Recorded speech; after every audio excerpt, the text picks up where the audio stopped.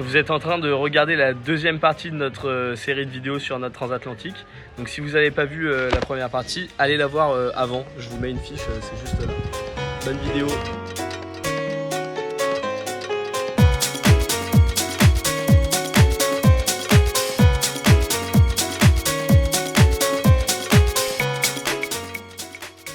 Qu'est-ce qu'on mange ce soir? On va se faire des petites pommes de terre sautées à l'ail avec une langue de bœuf sauce madère. Alors? Tout bonnement délicieux. Ça fond en bouche. Ouais. Merci Père Benoît. Merci Père Benoît. Dédé a un peu plus de mal. Bah psychologiquement, carrément. Je sais pas si on voit les petits points que t'as sur la langue. Les papilles. Ouais, les petites papilles. Donc comme tu disais tout à l'heure, Félix, on roule une pelle à un petit bœuf quoi là. Ouah, j'ai un peu du mal mais bon. Mais heureusement qu'il y a du vin blanc. C'est délicieux. Miam miam miam. Okay. Et on passe nos vies à manger. Aujourd'hui on a mangé 4 repas. Non. Non, j'exagère. Mais Hier, quand oui. même. Hier oui. Hier après-midi on s'est fait des crêpes toute l'après-midi.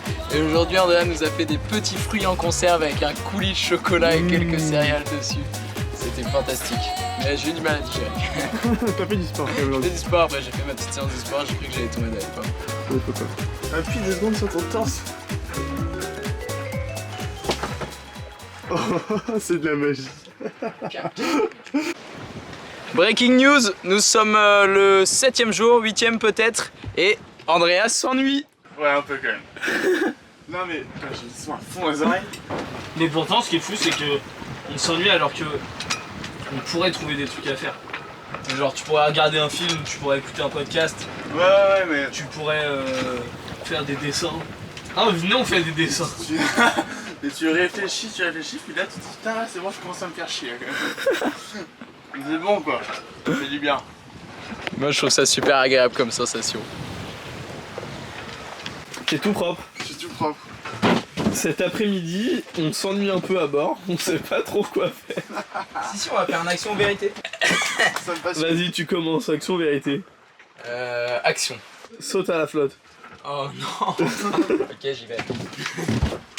Le chocolat. Bon, le action vérité a pas trop marché. Il a duré 30 secondes. Félix a pas voulu aller à la flotte. Bah mec, normal aussi. Bah, Tiens, montre-nous ce que t'es en train de faire. Alors, on s'amuse, on trace nos points tous les jours. Donc on est parti, oups, de là, jour 3, enfin du coup tous les jours presque, jour 4, jour 5, jour 6, jour 7, jour 8 aujourd'hui. Les rares vidéos qu'on fait, À ne les rend pas 13h30. inutilisables. Et on doit aller encore là-bas. Donc si les calculs sont exacts, hop là, il nous resterait 12 jours et demi de nave. Quelle heure il est?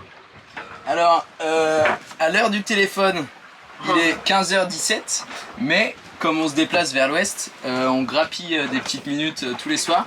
Et on a remarqué que maintenant, quand on mangeait et quand on allait se coucher, en fait, il faisait encore jour. Du coup, on s'est dit qu'il serait peut-être temps de décaler les montres. Donc on a décalé les montres de 1 heure. Là il est. D'après les calculs de Simon. J'ai fait un calcul hyper scientifique pour savoir... Oh mais à coupe de cheveux, on s'en fiche. Non, attends. On refait la vidéo. Mais non, c'est pas grave. Faut qu'on commence. Hop. J'ai fait un calcul hyper scientifique pour savoir en regardant le nombre de milles qu'on avait à parcourir en tout et en regardant le nombre d'heures de décalage qu'il y a entre le Cap-Vert et la Martinique. J'ai fait un savant calcul et j'ai calculé combien on perdait de minutes par mille parcouru. Et verdict? Et verdict, on perd tous les 117 000, on perd 10 minutes. Ok, Voilà. ça veut dire que tous les 1000, On perd un couple. voilà.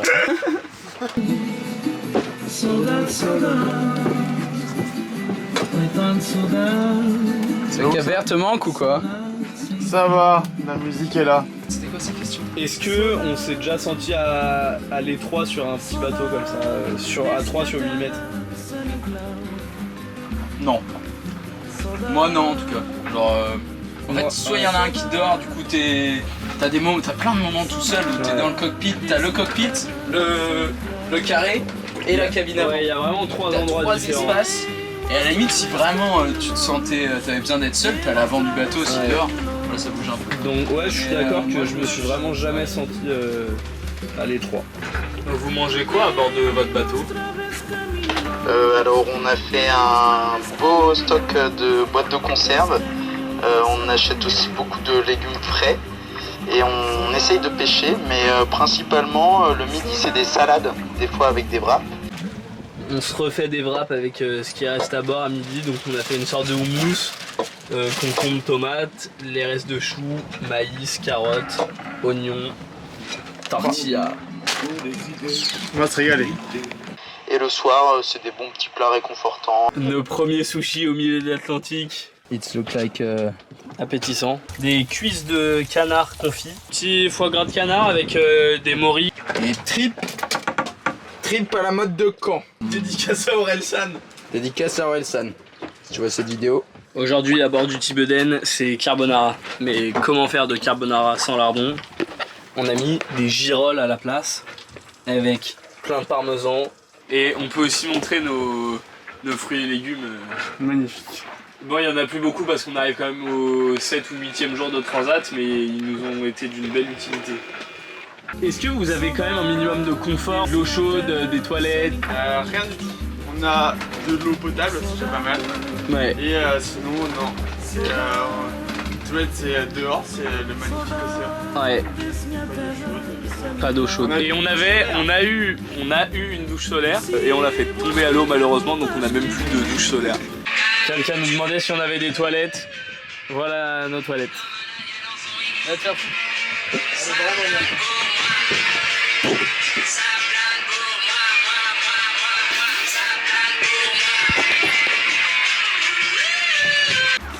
Comment vous avez fait pour acheter un bateau à votre âge? Et bah on a travaillé. Parce que c'est une valeur que je trouve très importante, le travail. Et ce bateau je l'ai eu à la sueur de mon front. Non je rigole. C'est pas cher en fait, ce bateau il date de 1973 et les bateaux de cette époque là ils valent plus très cher. Donc je l'ai payé 1000 €.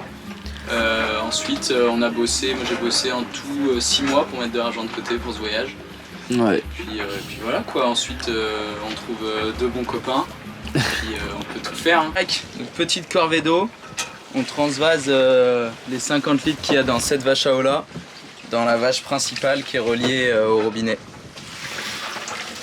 Grâce à un système ingénieux. Bim. Je peux rien, je me suis tapé la tête contre la porte. Comment vous est venue l'idée d'un tel projet? Ah, c'est le capitaine qui doit répondre. Et bah écoute, en fait j'ai acheté ce bateau parce que j'avais envie de naviguer en Bretagne. Normalement le projet c'était de naviguer 2-3 mois un été avec quoi. Et ensuite de le revendre ou de faire autre chose. Et au final je suis tombé amoureux de ce bateau donc on s'est dit pourquoi pas aller plus loin. On avait fait le tour de la Bretagne et puis... Toi tu t'es décidé comment Andrea? Moi c'est un peu plus tard quand même. C'est vrai que Fed il allait faire c'était décidé quoi. Au final moi je devais faire des études encore à Angers.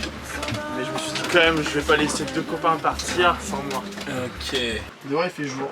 En ce moment c'est la pleine lune. Et du coup, dehors il fait mais plein jour. Je pense qu'on se rend assez bien compte à la caméra. Ah bah ouais, là il fait complètement jour. Pas de problème de visibilité. C'est assez pratique. Est-ce que vous aviez des connaissances particulières en voile avant de partir ou sinon comment vous avez appris à naviguer? D'abord avec Andrea on a récupéré un dériveur sur la plage, le 420 de mon oncle. Donc on a fait un peu du dériveur, quoi, du petit bateau. Ensuite j'ai fait un été de bateau stop, donc pendant 2 mois j'ai navigué sur plein de bateaux différents et notamment j'ai convoyé un bateau de Saint-Malo à Rostock en Allemagne. Donc ça m'a bien formé. Et ensuite quand je suis revenu d'Allemagne, j'ai acheté un bateau, pas celui-là, un plus petit, qui faisait 6 mètres, sur lequel on a fait quelques conneries aussi, qui nous ont bien appris. Et ensuite j'ai acheté celui-là et j'ai navigué 3-4 mois dessus et puis on est là quoi. Et toi Andrea, du coup, t'as tout le temps navigué avec Félix en capitaine à bord de ces différents bateaux? Le 420 et celui-là l'été dernier, j'ai fait quelques petites semaines. Et là ça mange de la Ça y est, il n'y a plus de fruits et légumes frais. Ouais, J plus 10, il nous reste que des oignons. Et des poivrons. Et des poivrons, et 3 poivrons.